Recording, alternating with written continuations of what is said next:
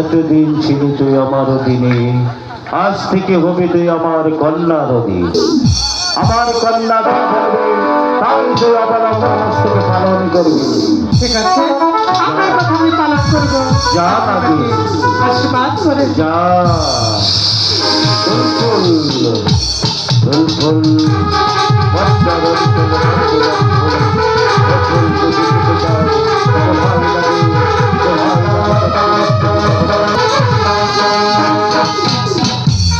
এই কন্যা, পিতা। কালো লাভ ছিল আমার অধীনে, আজ থেকে তোর দিন হয়ে গেল।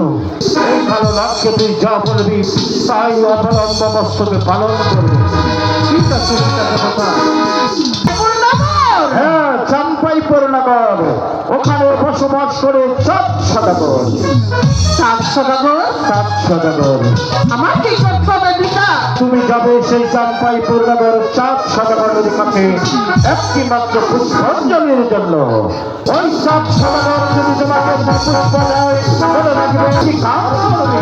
ঠিক আছে পিতা দেবতা, আপনার কথা আমি অক্ষরে অক্ষরে পালন করবো। আর যদি 7 সদাগর তোমাকে পুষ্প না দেয়, এই পৃথিবীর মানুষ তোমাকে শিক্ষার দিবে। ঠিক আছে পিতা দেবতা। চলে যাচ্ছি 12 বছরের জন্য বক্তব্য যাবে। ঠিক আছে। যাবার বেলায়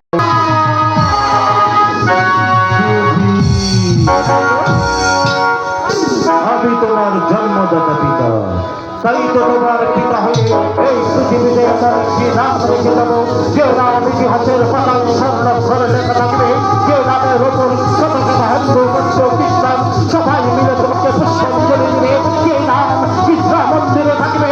তাই তো তোমার পিতার দেওয়া নাম এই জগৎ থাকবে।